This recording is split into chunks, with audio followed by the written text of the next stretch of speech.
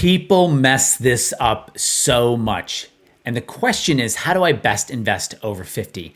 And I see people do so many crazy things that hurt them. In fact, it slows the growth of their money that I don't want that to happen to you. So stick around. I'm going to tell you exactly how to best invest your money if you're over the age of 50.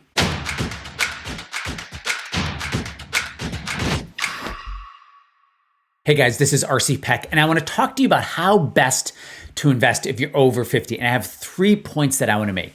Now, even if you're 60 or 70 or 30, this is really going to still help you because it's going to start to show you, wow, actually, I've never been taught to think that way. So these videos are really about how to think and how to ask the best questions of your money. So I have 3 points that I want to make on how to best invest over the age of 50. And so here are the 3 points. I'm going to kind of break them down. So point number 1 is you've got to max out, absolutely max out all retirement accounts. And do this before you start paying off your mortgage. So that's number 1, max. I'm going to go into detail, but max out all accounts before you start paying extra off on your mortgage. That's number 1. Number 2, you're going to keep it really, really, really simple. I'm going to show you how to keep it really, really simple. And number 3, this is going to sound weird, fire your big box advisor. Okay, so let's get into these 3. Number 1, don't have this time be. Don't have your priority. I don't want your priority to be to pay off the mortgage. Now, if you can, that's fine, but have it be secondary. The first thing I want you to do is absolutely be putting as much into retirement accounts as possible. Now, I've heard people say on YouTube and other places that retirement accounts are broken, and that's absolute crap. What's broken is the approach they've been taught to grow money. So if you have a 401k or an IRA or a Roth IRA or a Roth 401k, if you have some sort of retirement account, and you absolutely do have access to one if you have active earnings, whether you have to start your own, like a solo 401k, but you do have access. Now, if you're over 50, you can have a catch-up amount, right? So you can be putting away almost 20 grand a year.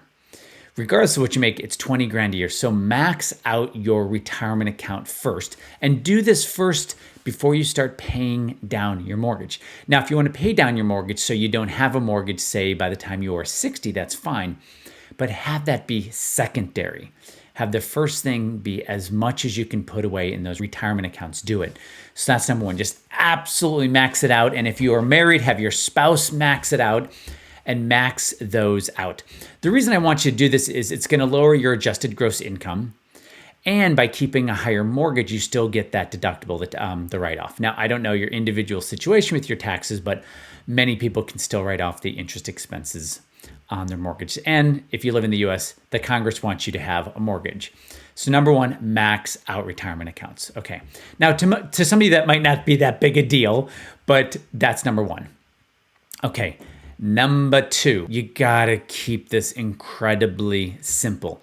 Now, if you just turned 50 or you're in your 50s, you probably have 30, 40, 50, 100 symbols, especially if you have a big box advisor.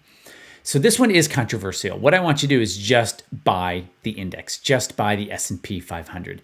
It's free to buy, it's almost free to own, and make sure you reinvest dividends.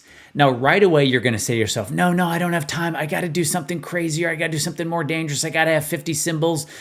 Look, if you are in your 50s and you have to make up for lost time, start with the index and reinvest dividends and save the hell out of your money.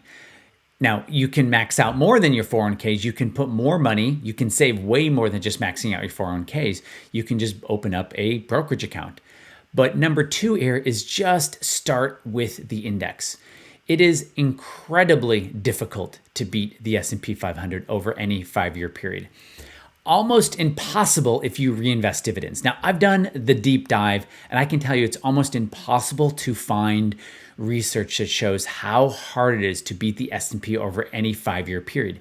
Now, what you will find is people talking about only 5% of people can beat the S&P 5 index over a 5-year period. What they don't point out is that's just the index. I'm asking you to reinvest your dividends, which that means it gets it close to somewhere called almost impossible to beat the S&P 500. dividends reinvested over any 5-year period. So let's just say you start with that. You put yourself in the top 1% of all investors, which you probably think is a good place to start. And that's where I want you to start. I want you to start in the 1% club, meaning you're the best 1% of investors. And the way to do that is buy the index, reinvest dividends. It's not where the story ends, it's where the story starts.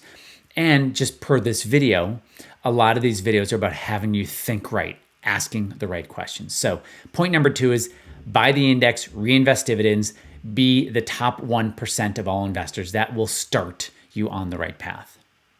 And here's the third. Fire your big box advisor. He or she probably has you in 50 different symbols. They have you over diversified. They are over rebalancing. And I know the head fake is like, oh, they're only charging me 50 basis points or 1%. Guys, the fee is not the expensive part. If your advisor sold you on his or her low fees, that's bullshit. You want to be sold, you want to be offered a great performing approach. And the reason they sell you or frame you on the low fees, and think about that, that's what they all talk about is their fees. It's not the fees. It's the approach that's the most expensive. They will not beat the S&P with dividends reinvested if that's what you want. So the third thing is to fire your big box advisor and just reinvest your money in the S&P 500. Now, there's better ways. There's things you can do. What your nuances are with your specific situation, of course, that's outside of this. But what I want you to hear is how simple it can be, how powerful it can be, how it's a combination of maxing out those accounts before you pay off your mortgage, keeping things powerfully simple by getting an index. Is the S&P the best index? No, it's not, but it's a damn hard index to beat, and one your big box advisor won't do. And seriously think about letting your advisor go. Thanks, guys. If you like this video, you're going to love our course. It's a free course called Clarity and Control. Check it out in the description. It's something that I've heard over the last 20 plus years of people wanting. They want more clarity around their money. They want more control over their money. Thanks, guys, for being in my world. If you like the video, please like it, share it, leave a comment. Tell me where I'm right. Tell me where I'm wrong. What did I completely miss about this? I reply to all comments. Thanks for being in my world, and I'll see you on the next video. Okay, bye.